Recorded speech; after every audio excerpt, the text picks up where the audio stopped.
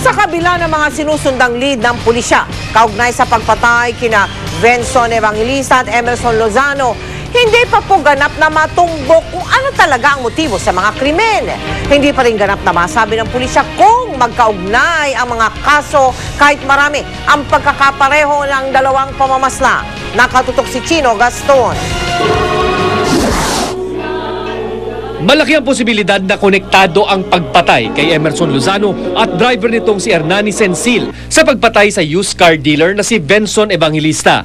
Ayon sa PNP, ang mga sirkumstansya at pamamaraan ng pagdukot at pagpatay ay halos hindi raw nag-iiba. Parehong nagbebenta ng segunda manong sasakyan sina Evangelista at Lozano.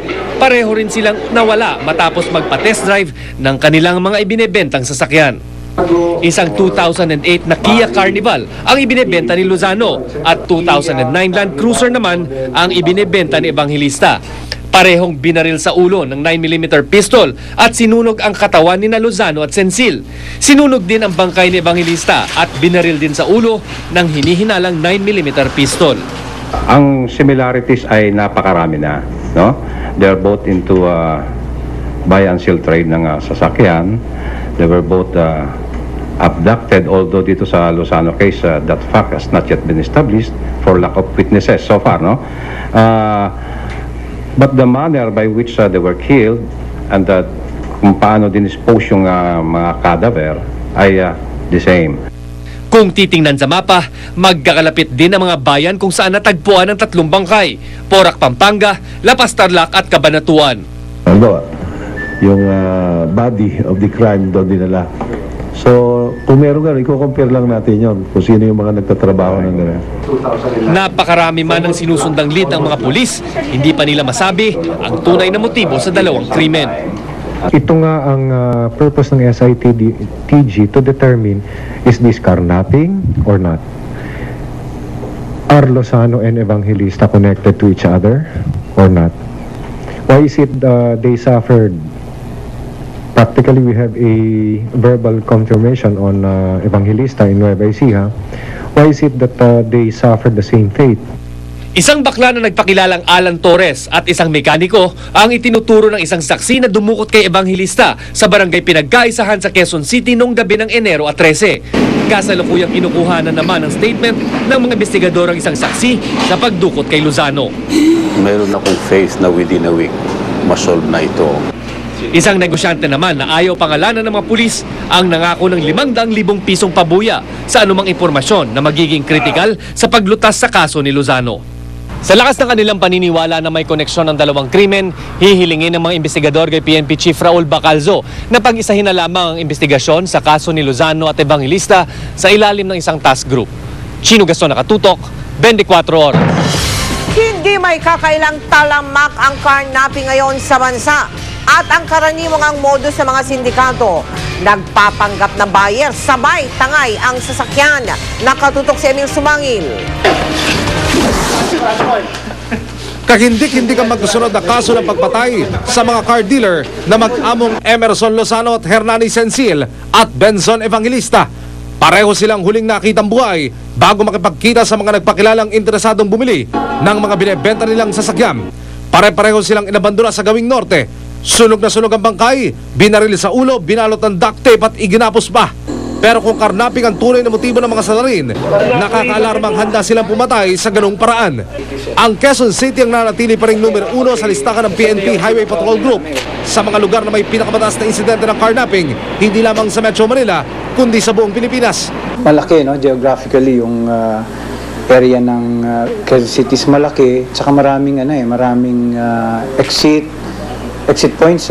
Batay sa recorded at validated carnapping cases ng HPG mula kalagitnaan noong nakaraang taon hanggang sa kasalukuyan, nananatili pa rin pinakamainit sa mata ng mga carnapper ang Toyota Vios.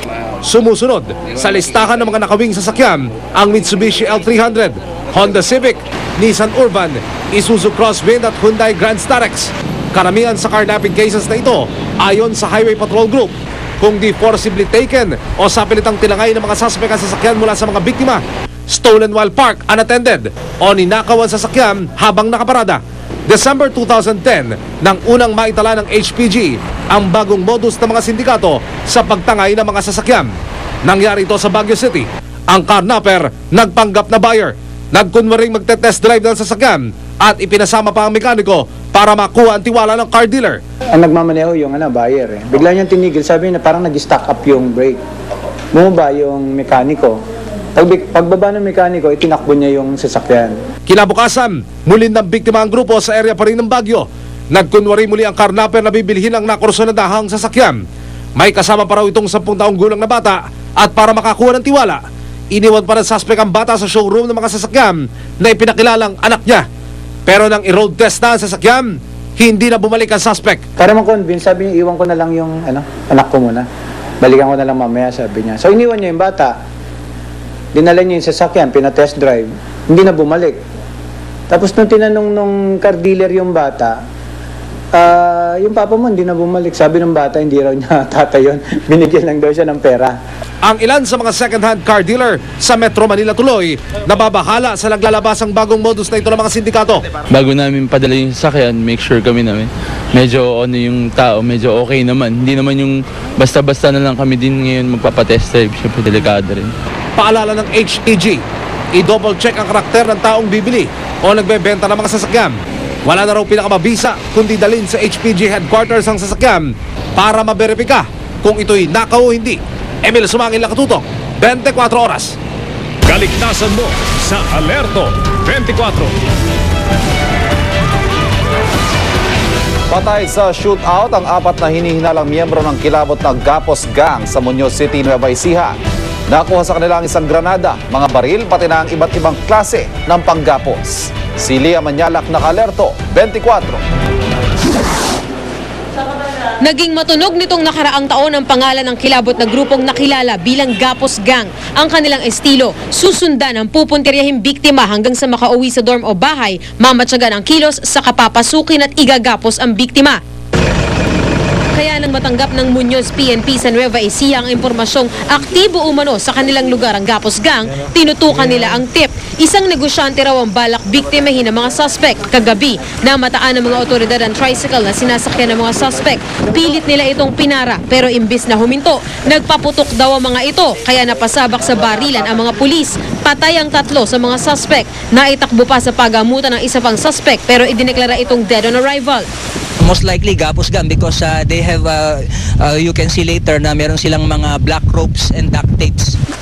Bukod sa mga nakuhang iba't ibang panali sa bag, armado rin daw ang grupo ng granada at mga baril. At base sa kanilang mga driver's license, kinilala ang 3 sa mga suspect na sina Rolando Rotol, Ricardo Cutang at Alberto Quintog. Inaalam pa ang pagkakakilanlan ng pang-4 na suspect. Ayon sa mga pulis, matagal na nilang sinusubaybayan ang grupo sa tulong ng isang police asset. Most probably organized dahil meron silang armaments. We'll be looking into robbery incidents, akyat bahay incidents sa Cabanatuan, sa Gapan, sa San Miguel kasi according to intelligence information, yun yung yung area of operation nila. Lia Manyalak, naka-alerto, 24. Inilabas na ng Southern Police District ang artist sketch ng suspect na nag-deliver ng regalong may granada sa Taguig, Kamakailan. Kung inyo pong matatandaan, isang babae ang namatay matapos masabugan ng naturang gift bomb. Si JP Soriano, naka-alerto, 24. Ito ang 31 anyos sa negosyanteng si Yvonne Chua, ang babaeng namatay matapos sabugan ng granadang isinilid sa isang regalo noong December 29. Sa inisyal na investigasyon ng mga pulis, away sa pagitan ng pamilya dahil sa yaman at pag-aari ang nakikitang motibo. Inilabas na ng Southern Police District ang artist sketch ng isang babae na sinasabing nag-deliver daw ng gift bomb sa tirahan ng biktima. Base raw sa pagsilarawan ng security guard ng biktima, ang babae raw ay mataas na 4'11", payat at nasa edad 20 hanggang 25 taong gulang.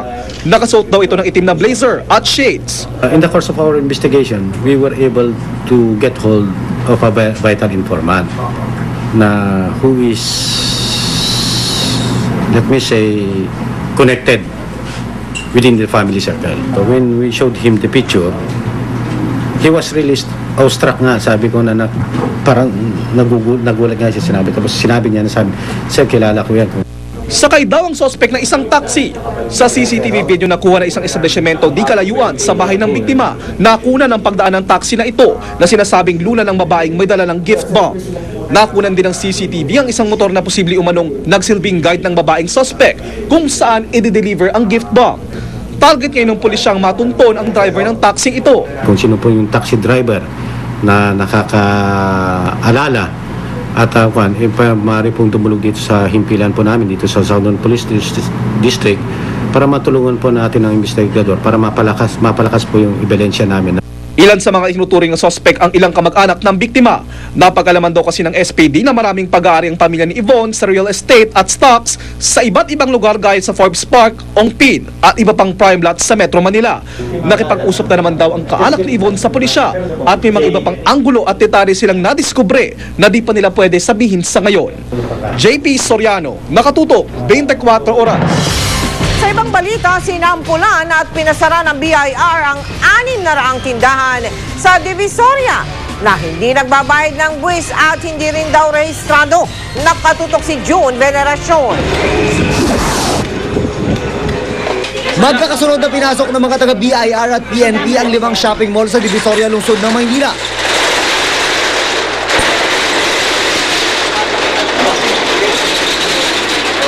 Target nilang ipasara ang mga tindahan na hindi nagbabayad ng buwis, hindi nag-i-issue ng resibo at hindi rehistrado.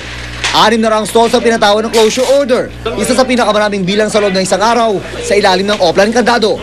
Tatagal ng at least 5 days itong closure order na ipinataw ng BIR dito sa mga sinasabing irregular o tiwaling business owners dito sa mall na ito. Pagkatapos nun ay kailangan silang mag-comply na sa mga tinatawag na regulasyon ng BIR bago sila muling makapagbukas ng negosyo.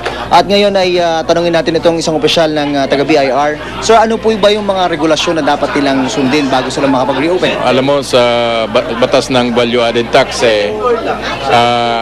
kung ang kanilang violation ay failure to register, kailangan nilang magrehistro. Kung ang violation naman ay hindi nagbibigay ng resibo, hindi nag-issue ng invoices, kailangan na silang magparehistro ng invoices, mag-issue sila sa mga customer. Paano po yung mga dues nila?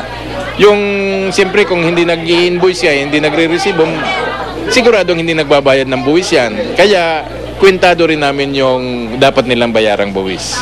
At kapag may tindahang nagpumilit daw na magbukas at walang permiso ng BIR, kasong kriminal ang isasampa sa kanila. Pero nagrireklamo ang mga naapektuhan ng Oplan Candado. Para naman kriminal naman yung mga tao dito. Ako wala kaming ginagawa dahil pa yung mga pumatay ng tao Sa tingin nyo naman kumikita tong lugar na to, di ba? Hindi naman wala naman kinikita. Bakit inuuna nila? Maraming tax evader na nababalita sa di ba, sir? Yung mas malalaki. Mas malalaki ang kung ano sa gobyerno. Pero sample pa lang daw ang ginawa sa Divisoria. Isusunod daw ng BIR ang iba pang tindahan na hindi nagbabayad ng buwis. Gaya raw ng mga nasa Green Hills at iba pang shopping mall. Pati mga tiyangge, kanila raw tututukan. June Veneracion, Nakatutok, 24 Oras.